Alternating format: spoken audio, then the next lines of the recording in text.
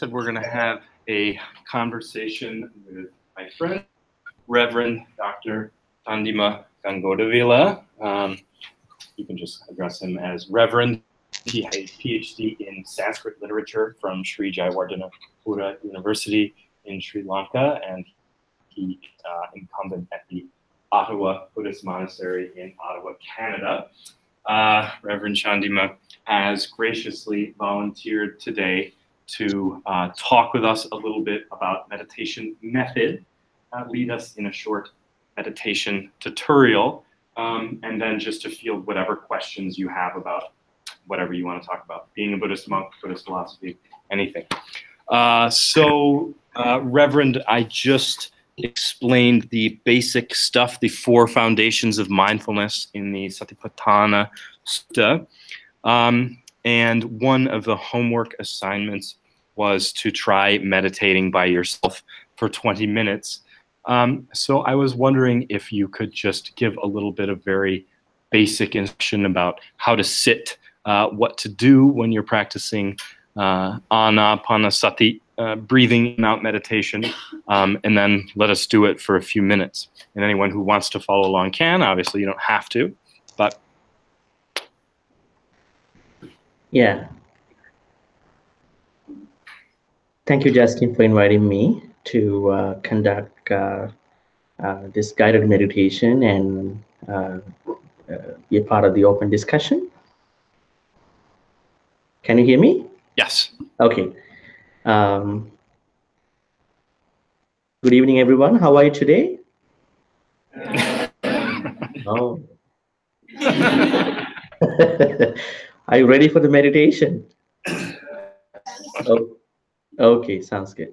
So as Justin was explaining to you, I think you were kind of like learning about anapanasati, but I would give you a short introduction of what anapanasati is all about. It's basically the breathing meditation. So the most basic way to do mindful breathing is simply to focus your attention on your breath, the inhale and exhale. You can do this while standing, but ideally you'll be sitting or even lying in a comfortable position. Your eyes may be open or closed, but you may find it easier to maintain your focus if you close your eyes. I know in Zen meditation, they actually they say that you can keep your eyes open. They have a different emphasis about distractions. Like they say, when you open your eyes and then when you keep your eyes open while you're doing meditation, and then you get to see only things around you, but when you close your eyes, you get to an infinite number of things in your life. I mean, that's a different way of looking at it. Anyway, but I think you may find easier to maintain your focus if you close your eyes at this point. I mean, we will do that with the actual meditation. I'm still like giving you the short introduction. So now the other thing is that breathing meditation can also help to practice, help you practice, a lot of things in your life. Like experts think a regular practice of mindful breathing can make your life easier to do, things, especially when you are in difficult situations. I mean, there are a lot of discussions going on about exaggerated or forceful breaths too. But in the actual meditation, we don't take exaggerated breaths. But at some point, you may take exaggerated breaths. What are those situations? For example, when you are in a difficult situation, like you are not sitting, you are actually you are not sitting. You may be sitting, you're walking, but at that point, maybe you may be having a difficult time. So at that point, you can take a deep inhale through your nostril, 3 seconds, or hold your breath 2 seconds, or take a long exhale through your mouth 4 seconds. Sometimes that could help actually. So this is the, these are the basic things of the mindful breathing, in the Buddhist teaching, especially when it comes to anapanasati. Now, let's move on to the actual meditation. So I'm gonna give you the guidelines, for the meditation. So find a relaxed, comfortable position. I know you are in a relaxed, comfortable position. You could be seated on a chair or on the floor on a cushion. Uh, in this case, you are seated on a chair. Keep your back upright, but not too tight. Hands resting wherever they're comfortable. Tongue on the roof of your mouth or wherever it's comfortable. Then notice and relax your body.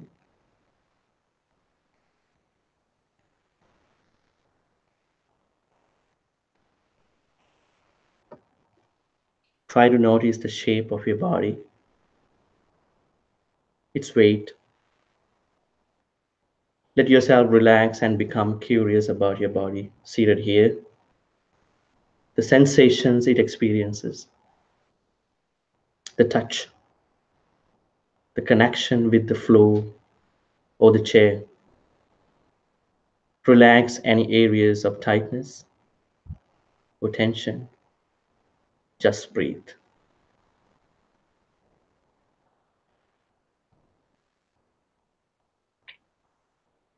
Then tune into your breath. Feel the natural flow of breath in and out.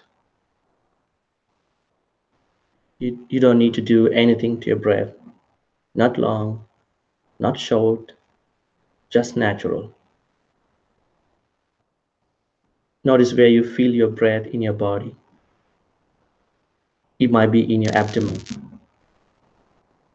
It may be in your chest, a throat, or in your nostrils. See if you can feel the sensations of breath, one breath at a time. When one breath ends, the next breath begins. Now, as you do this, you might notice that your mind may start to wander. You may start thinking about other things. Pretty much distractions. If this happens, don't worry, it's not a problem. It's very natural. Just notice that your mind has wandered. You can say thinking or wandering in your head softly. And then gently redirect your attention right back to the breathing. Stay here for some time. Notice your breath in silence. From time to time, you'll get lost in thought. Then return to your breath.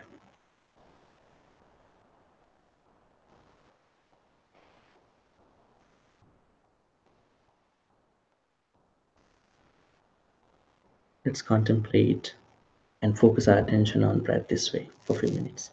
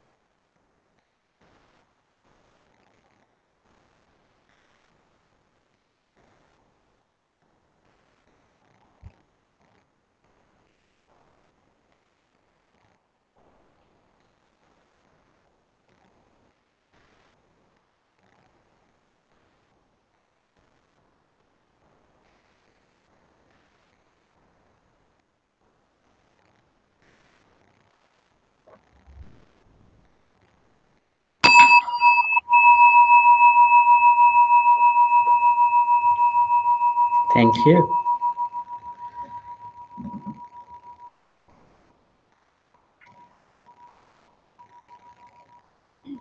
Thank you, Reverend. I know that some of the students in the class have done meditation before. A few even do it on a regular basis. So I wonder if we might begin just by fielding questions from people about method in meditation, or how to get over some of the biggest obstacles that you encounter as a beginner. Does anyone have any questions about meditation, meditative posture, anything that you experience in the process of doing your meditation homework that you'd like to ask Reverend Chandima?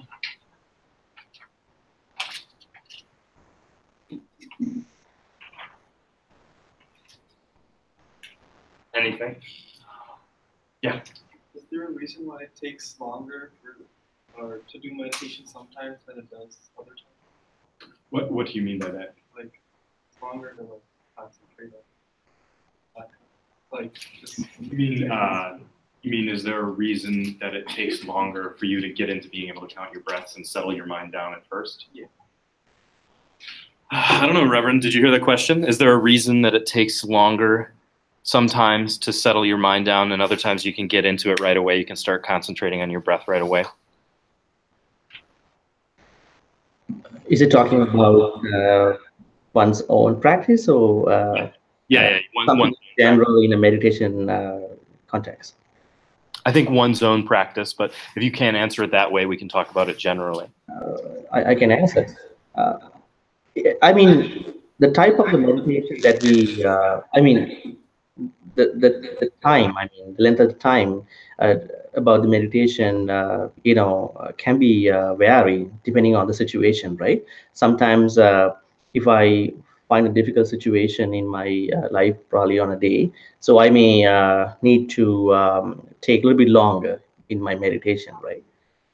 Sometimes I'm having a very good day, so I may think that I'm good with kind of a short meditation, right? So it all depends on the mood, situation, and the day, what you're going through, and there is no one, rule that you need to do this long, this short. It all depends, and you need to customize the time of meditation as your needs, arise. Why is it harder for some people? Why can some people get it right away, like the first time they sit down and they can do it, whereas other people have a really hard time and might even give up even trying? Is there a certain personality type or a reason that some people can get it right away? Yeah, I think some people are always, they have a better opportunity to clear their mind. Some are not. So they come from different backgrounds, they come from different family background situations.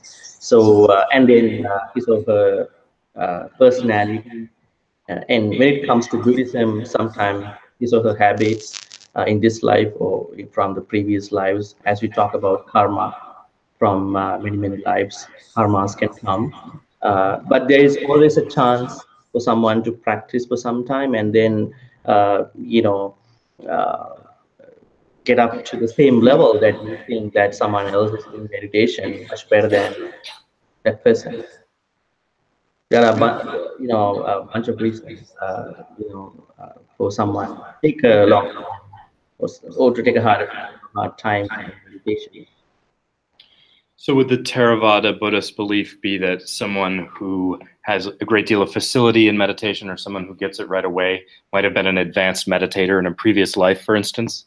Yes, there are a lot of teachings. For example, like in Buddhism, we know there are some connections between two lives or many lives.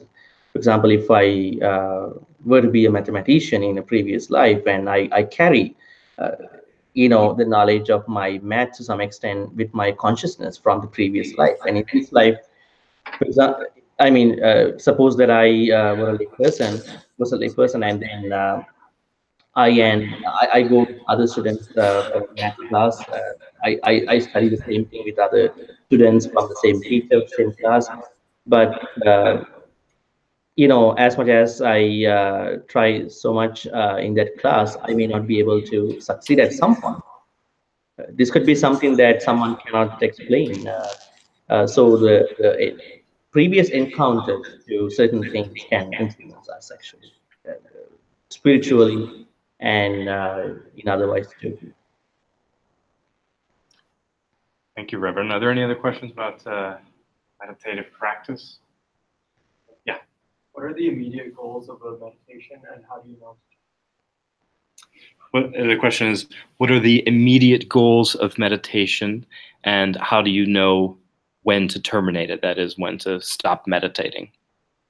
I think clarity. We always get stuck. We always actually uh, into cluttered, mentality. Stillness, stillness and this clear mind. I can talk for many people, but I know that one of the very immediate things that someone can feel is that sort of a clarity, with the meditation, and at the same time, uh, sort of a happiness about the moment. Yeah, so there are a bunch of uh, benefits after, but those could be immediate. When you're asking about when to terminate it, do you mean when to like get up for meditating, or when to get up physically? Yeah. Yeah. How do you, I guess maybe we could ask the question this way, Reverend. Do you have a set amount of time every day that you meditate, or do you meditate with a certain goal in mind and you realize that you're finished? I mean, how does that work? When it comes to my life, it could be different because I'm a monk and I stay in a temple. So, like I usually do a 1 hour of a meditation every day. But when some devotees actually, um, when I actually make some appointments with me for one-on-one meditation sessions, I do, with them, with longer. So basically, 1 hour. But I guess for layperson, because they actually, having a very busy life, especially when it comes to a student like you can do a 20 minutes meditation every day in the morning.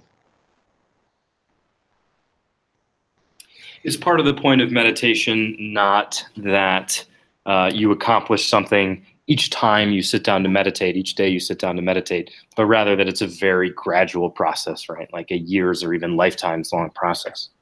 It's both actually. Uh, you know, you could actually do it day by day for your normal regular activities. On the other hand, if you want to continue kind of a serious way, and you would be able to achieve some of the transcendental level stuff, benefits like regarding happiness, joy, clarity, uh, such things. So it actually works on both sides. Do people ever ask you about transcendental meditation? Does that ever come up? Not all the time. Sometimes they're actually curious about such things. When they used to come to the meditation regularly, they have such questions. Uh, at the end of a session, so they are kind of curious. What would be up next? Something like that. I don't know whether they're too serious about it, but they are just considering the next steps of normal regular meditations. Do many people come to meditation class wanting to get supernatural powers like telekinesis or telepathy, reading minds, that kind of thing? Uh, not in my understanding. I don't see such people. Uh, but I heard some certain individuals kind of have some interest about such things. Um, but usually, people that I know, they're actually very much into regular type of things, stillness, happiness, clarity, those things. Not such things that they wanna read the minds of other people. They wanna levitate such things. I haven't heard such things from the people that I have encountered with regard to meditation. Okay, sorry guys. I guess that's out. Any other question about yeah, Ema. So I had a question, like when there's a certain time of day that's considered the best for meditation. The question is there a certain time of day that's considered best for meditation? So I guess we could ask that both with respect to lay people and with respect to monks. I would answer first to the laypeople side. I think the morning might be a good time because I don't know. I mean, a lot of people say that when they go to sleep, uh, they are kind of tired and they are not in very good mindset to keep that. So I would think that depending on the responses that I've been, receiving from regular meditators, I would say morning may be a good time. Uh, After you woke up, you can consider like doing a short meditation. But some may like do that at night, probably before they're gonna sleep. But it all depends on how your schedule works actually. And for the monks actually, they I think they can do at both times. But I think we have a kind of a very peaceful environment in the morning because when we wake up early morning, I think we are more energetic rather than we're gonna do at late night because we kind of like little early. So then I think maybe a short meditation is okay, but we usually do that regular normal meditation, that kind of meditation in the morning. So that's really uh, comfortable and convenient for us to do in the morning. And it's true that after lunch you're supposed to take a nap before you meditate, right? Are you talking about me? Yeah. I don't think so. I actually don't sleep after my lunch. I don't know why. I usually don't have a kind of habit of sleeping after lunch because I go to sleep early, and so I have a big amount of time to sleep. I don't think that I need a proper nap during the day. I'm okay with it. But it's allowed for monks and nuns, though, right? Well, that's fine. You have a bed. Was there another question? Yeah, I was going to ask if you prefer to meditate indoors or outdoors. The question was, do you prefer to meditate indoors or outdoors? And do you feel that you have a different experience when you do either one, indoors or outdoors? Well, I mean, depending on the weather conditions in here, I prefer to do that inside. But in the summer or in the spring, I would like to go out. But I do my usual meditation inside the temple. So I have no big feelings about inside or outside, which can matter to my meditation. But it always depends on the situation. So, but weather-wise, I stay inside and I do that. That's really convenient, and I like that thing too. There is a tradition of outdoor meditation, though, in Theravada and Sri Lanka. If you go to like Riddhi Vihara or some of these old places, they have walking meditations and very serene sort of forest places where monks can be outside or even walk among the trees. I mean, that is part of the tradition, right? Well, I mean, in Sri Lanka, I mean, that part of the world, I mean, you have no issue with weather. You can stay in a forest monastery, and so I mean, I have no issue, problem in doing that if the weather is fine here, you know, uh, I mean, barring those weather conditions, I would like to do that outside too. But in Sri Lanka, yeah, I mean, monks used to do mostly outside because at that time there were no big temples, right? They were actually wandering monks from one city to the other city, and then they stayed inside the forest. So they were really, uh, you know, leading a life uh, that is really outside friendly. Yeah, that's the Aranyavasi, or the forest dwelling tradition, right? I mean, there's a long, there's a long tradition in Theravada of monks who live in the city versus monks who are these wandering monks who live in the forest, right? Yeah, I mean that came up at a later point because when people wanna monks to come over to their houses for things and all these things, they actually tradition, like a way of life among the monks, helping the urban people and then doing their practice. But before that, everybody was kind of like in the forest. Are there forest dwelling monks anymore, or is that tradition kind of over? Are those people who go on fish tour basically? There are actually some, I don't know how they live in those places. I know them, but sometimes they live incognito. But there are some monasteries, like forest monasteries in Sri Lanka, in other places. Does anyone have any questions about what? Yeah, Dee. I was just kind of curious, does you have an opinion on the best way to peacefully wake yourself up for meditation, without getting startled? Like with the bell just now. Yeah, I felt that in my elbow. I had the volume turned up kind of high, so the bell startled some people. One student said that she felt the bell sound in her elbows. The question was, is there a way to, which is probably my fault. The question is there a way to come out of doing breath meditation? Like, should you just get up, hop up, and then go get in the car and drive to Wendy's or something? Or should you to have a cool off period as if you're at the gym or something like that? Do you recommend a way of, should you sit by yourself for just a few minutes, still cross-legged with your eyes open? Is there a way to come out of meditation? Yeah, that's possible. Yeah. I mean, even though I'm telling you, I mean, what matters to the individual is whether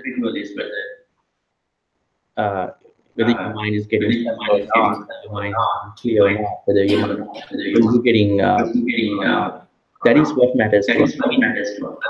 How that works individual is actually from one to the other. So it's okay. What's the point of having the bell? Do you ring the bell? So we did a very short meditation, but do you ordinarily ring the bell intermittently? Every several number of minutes during a meditation. What's the point of doing the bell? I mean, I actually can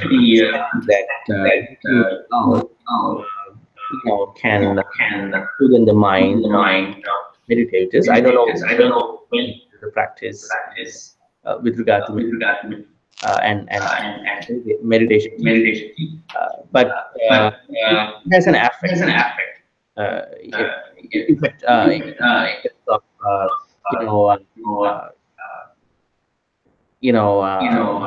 medication, especially for the meditation. In Japanese Zen tradition, people will spend these retreats for several days, even 10-day retreats where you meditate for 8 hours a day.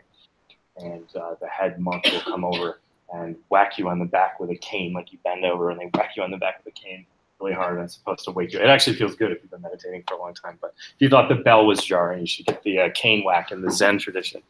Any questions about what being a monk is like, or living, whatever you have? Question about that. Yeah. Is there a way to prevent yourself from falling asleep? Good question. The question is there a way to prevent yourself from falling asleep when you are an amateur meditator? I think we may fall into sleep for different reasons. I think we need to address that thing before we can find sleep in terms of the meditation. So eat in moderation. if you can sleep properly, if you have a good schedule of our life on a daily basis, we may have lesser chances of falling to sleep. I mean, have a your body needs a sleep. I don't know. I mean, to kind of like uh, you know stop that using meditation. So I think at that point, to some extent. So Buddha says, find why you getting but if you think after sleeping well, after eating any moderation, still you fall into sleep, and then something that to address. Maybe you are so distracted, so you need to keep doing meditation for some time. That will help you get away from such thing we call sloth and torpor in Buddhism. Sorry, what do you call them? The sloth and torpor. Oh, sloth and torpor. Yeah, like laziness. Yeah, it's kind of a mental laziness. I mean, if that is something after moderation and sleeping properly, address those negative. So sloth and right. So don't eat too much. Get enough sleep. Do some people say that meditation helps them with not feeling sleepy throughout the day? Like if they meditate in the morning, then they're better able to stay awake. They don't need to drink so much coffee. Do some people report that? I mean, drinks like coffee and those things to stop becoming could be a fun thing to talk about. But I usually go to sleep well, moderation, so that you better on a day practice your meditation. So Buddha always go back to the cause of the problem. That is what he's in his so if you have anything, you need to find the cause. Sometimes we learn effect too, but I think it's because are you getting sleepy?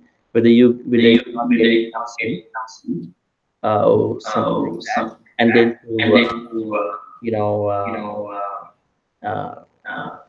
get over that thing and practice meditation. Okay. Yeah. Sorry, our connection is not that great. You're kind of going in and out a little bit. What did you say that the Buddha said there? Yeah, Buddha said find the cause of the problem that we're dealing in our life. In this case, if someone says that I'm feeling sleepy and how can I use meditation, I think we need to find why. Okay. If it is all not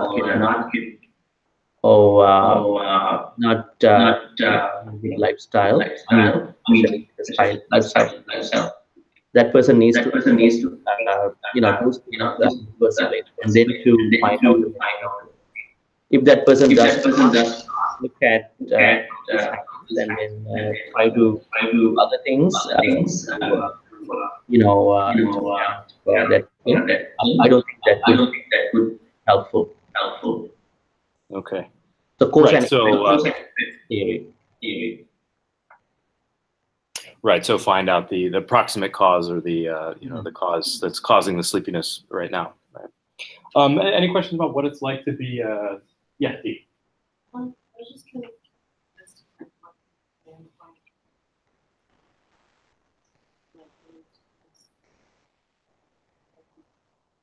Okay, good question. So the question is, we learned a little bit about bhikkhunis historically in Theravada and the bhikkhuni rejuvenation movement, the bhikkhuni ordination movement that's happening in some places, including Sri Lanka. And the question is, what do you think about it? I mean, what do you think about ordaining women as nuns in the Theravada tradition, even though there haven't been bhikkhunis for some 900 years? Well, I mean, that's a good thing. If they can get it, if the senior monks and this whole structure is actually being offered. But I see that in some countries where the where we see the decisive factors states, they actually they should make this possible. But I also some monks places where they try to be so vocal, and they try to ordain women. So that's a good point. I think we has to be actually that thing has to be spread all over. Well, I don't know. In some countries, the context of and monks actually could be very male based. So this could have been the reason why such videos were not that much cool. But I think gradually becoming more open to discuss and then to for ordaining women. That's a good possibility. So you yourself are in favor of it. Do you see any specific advantages in Sri Lanka, say, to having bhikkhunis? Like, was there something missing that's now available or supplemented? Or why are bhikkhunis good in Sri Lanka, would you say? I can see why the women, the nuns could be a factor in developing, the monastic country. But I know that in Sri Lanka, say, when somebody is a monk, when someone is a nun, that nun has to go in legal process in the country to get an ID card, to get a passport, and in order to get these benefits, some kind of endorsement from high authority. So then, when you go to places, I think they inform the nuns, ask those high authorities and does some endorsement. Sometimes I heard that they don't do that. Then they are not able to get those important documents, and then they are not able to proceed. So that's not the problem. So there are some hidden, invisible who don't like these things. So I think we should encourage them to open up and then help these things happen in a better way. Can monks drive cars in Sri Lanka? That's a question too. I don't think that the law and the system of the law does not help monks to drive. They sometimes they have a kind of a view that that's not a good respectable thing for a monk to drive. I know, but some monks are trying to get some helping monks to drive. So monks don't drive in Sri Lanka. Do you drive? I drive.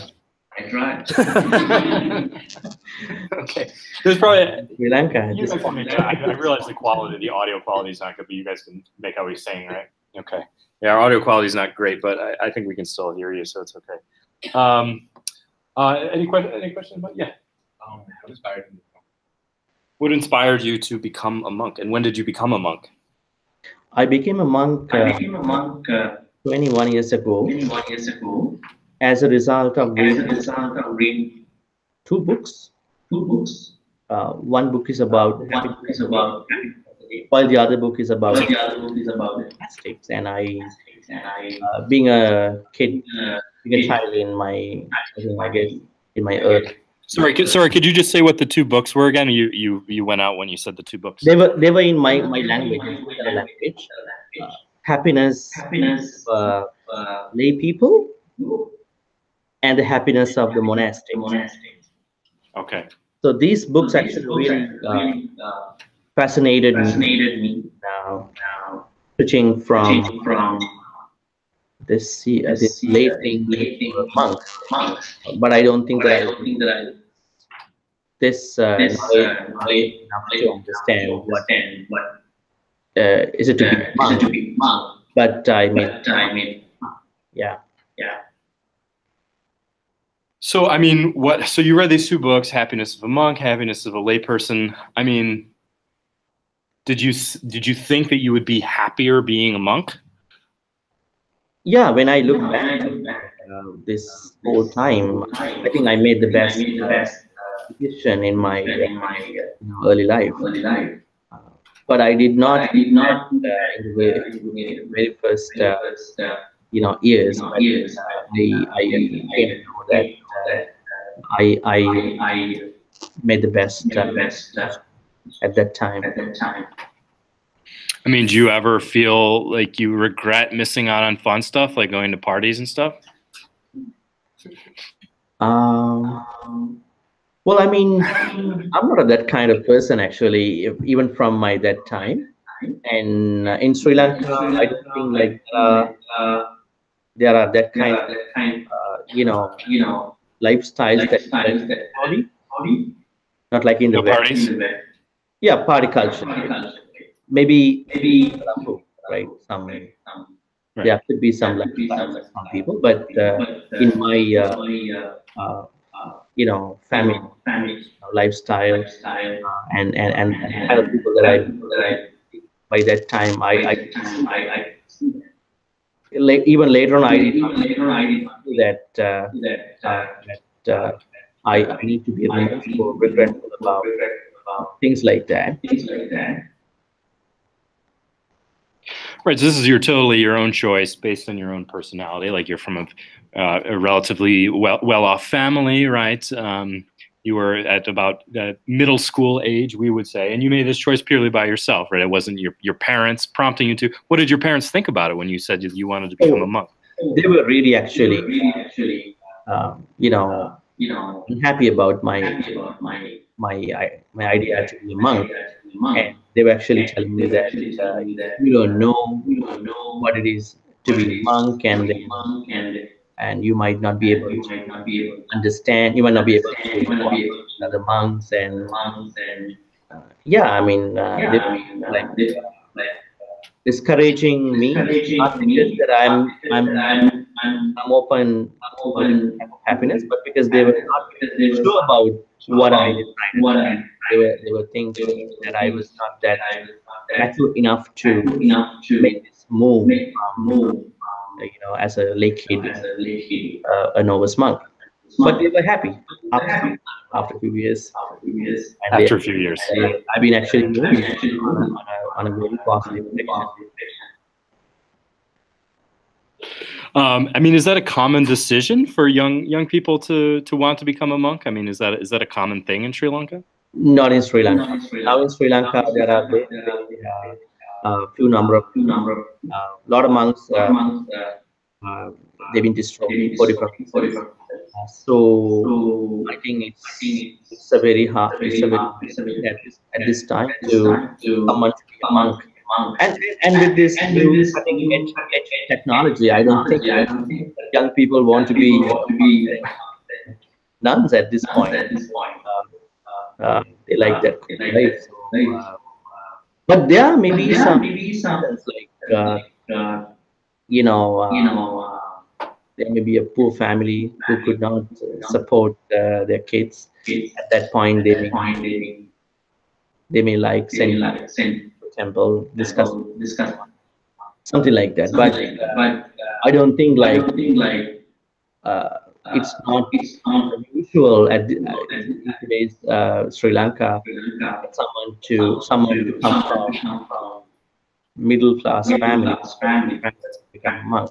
But I see there are people who becoming monks who have spent some time of their life in their 30s, 40s, after reading some book. So some people renounce later on in life, not when they're Later kids. on, I mean, something may have hit their mentality, but there are some problems too. Actually they don't respect senior monk advices because they have not you know, uh, grown up in a kind of atmosphere where really dedicated to this monk thing, helping each other, supporting each other. I think most of them just get to read online or book, let's say it. So, but I think there are some cases where such monks have been very successful. But in most of the cases, actually, some have been really, different than we expect from kind of a good monk. Do you ever get Westerners or Americans who come to Sri Lanka and want to be monks? I heard some. I can talk about that in detail, but I know there are even from the past, some Westerners, German people, some British people. They've been going to Sri Lanka and then being monks and learning Pali. And nowadays I think a lot of Westerners and then getting exposed to these things. Right. So a few. Yeah. Any questions about what life in the monastery is like or anything? So who are the people that come? So you're the one monk, and right now you're the only monk in this temple in Canada, right? In this temple. Right. So you're the chief incumbent of this temple. Well, I'm kind of an old person. Kind of what? Kind of what? Sorry. Like overseeing the stuff of the temple. So just like replacing my teacher's duties in the temple. So yeah. So what are your duties in the temple? Well, the Sunday school, that's one of the biggest priorities. And then usually monks in a very special time to October, they spend the rainy retreat. So people, devotees, they used to come often. So I have to meet with them, and then do all this. And also regular activities.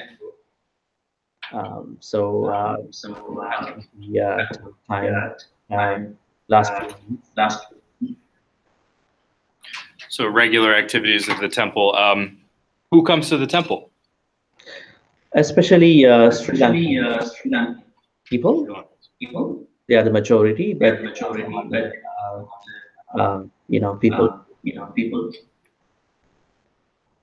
Where do you get your food? Ethnicities. Okay, so some non-Sri Lanka, but there's a large Sri Lanka diaspora community there in Ottawa. Yes. Where do you get your food? I'm not cooking any food. Where do you get it? Actually, devotees bring food to the temple. Actually, one family sponsors the breakfast, another family sponsors the lunch.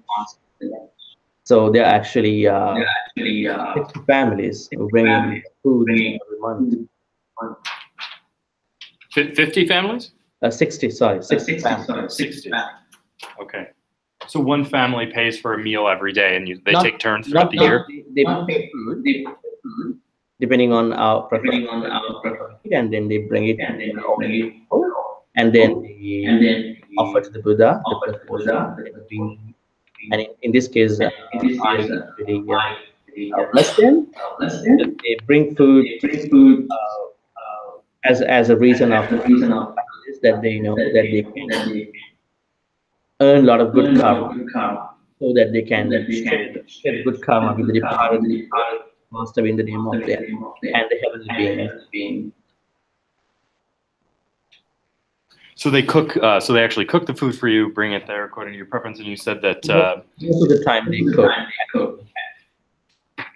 And is there a notion that you get especially good karma by giving food to a monk? Yes, that is what the normal motion.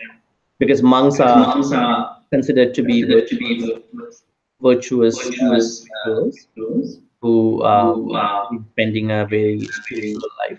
So then there's this notion of like getting a good karma food to monks to any monastery.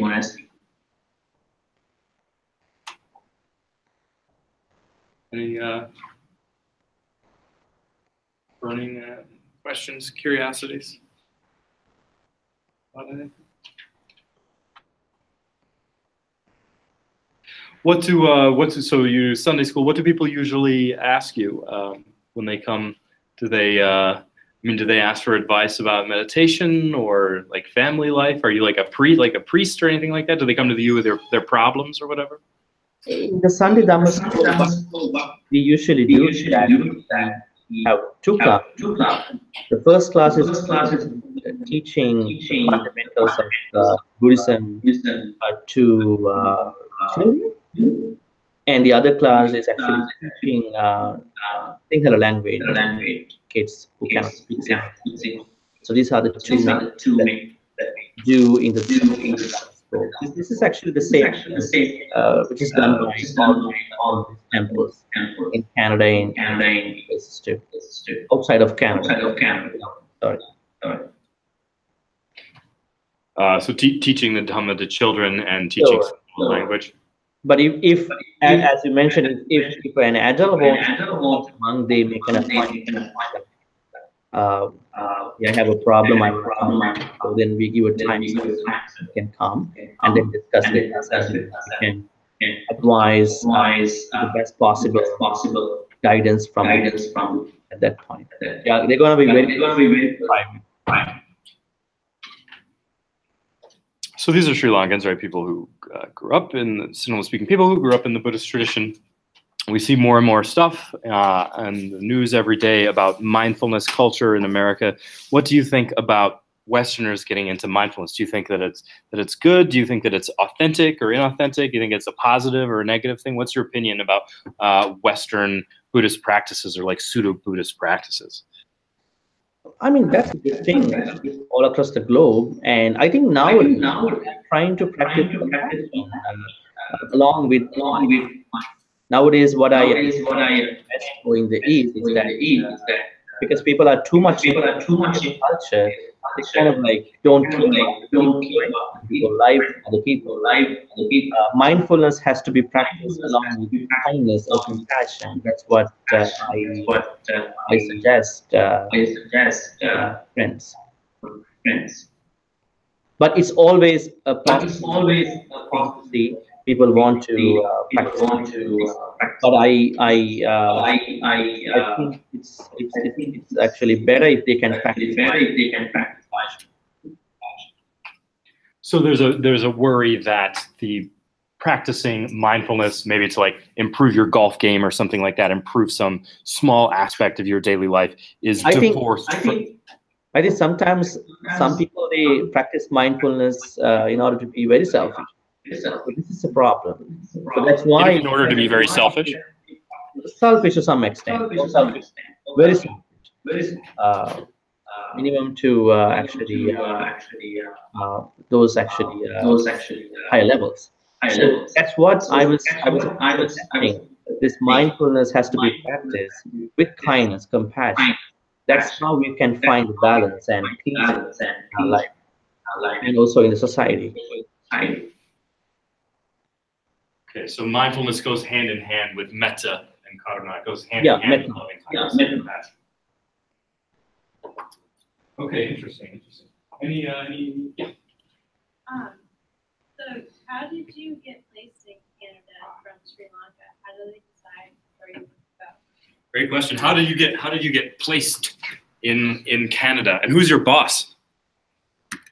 Oh, Actually, this actually the abbot of this temple is my sister. So he invited me to come. Okay, the abbot of the temple is your teacher. My He was teacher. your teacher in Sri Lanka. Yeah. So then he has two temples, one in Sri Lanka, the other one in India. So he invited me to come. Some years back, years back. Then I accepted that when I came over here. Okay, so was this temple supported? Like, was the building bought by Sri Lankans in Canada to begin with, for instance? Yes. Okay. They are the people who supported, in setting up the temple and then buying property in the capital of. Right. Mhm. And so we learned that you need 5 monks to perform an ordination ceremony, right? Do you ordain monks in Canada, or do all Theravada monks in Canada come from other Theravada countries? We usually like see this ordination in country, because if a Westerner also get to receive the ordination, then what we advise those individuals is that we need to kind of spend some time in our tradition and understand the monastic culture, get along with others, and spend some time, and then come over here. Then they can better pay and better actually perform things in their own life or two. Usually we don't order, but there are some exceptional situations where someone wants to get the ordination. At that point, invite other monks from other traditions. Like, for example, like Thai tradition, we don't have number of monks from the same tradition. From Cambodia and Thailand. Yes. That's why we usually like to ask Sajjan to go to Sri Lanka to our temple and get it done and come back at the same time. Right. So your answer was that if a Westerner wants to ordain, it's better that they spend some time in the Sri Lankan monastic tradition so that they can learn what it's really like. Yeah, I mean, that will better understand what's going on, right? Because in Canada, like in Canada and other countries, what really happens is that most of the temples don't have that authentic monk lifestyle. Then it's good to go and get the experience and then come back here sometime, and then this thing with along with the tradition. Right, because you're like a solo monk. You're like kind of like an ambassador. You're like a Dhammaduta or a messenger of Dharma, right? You're like over there by yourself. Yeah. Any other questions? Thank you very much for your time, Reverend. Everyone say thank you to Reverend Chandima. Thank you. Thank you very much. For giving the opportunity to conduct meditation. And then thank you for the questions. It was really good. Thank you. Okay. Have a good night.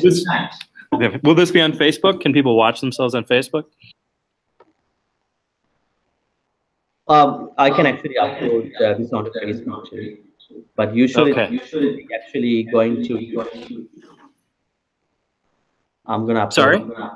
This will be actually uploaded onto in the first place, but I'm going to upload into Facebook too. After. Okay. Okay. Well, everyone can follow your channel. Okay. Thanks. Okay. Well, this was a good experiment with the live stream, and thanks a lot. And I'll talk to you soon. Good night. Okay. Okay. Bye. Bye-bye.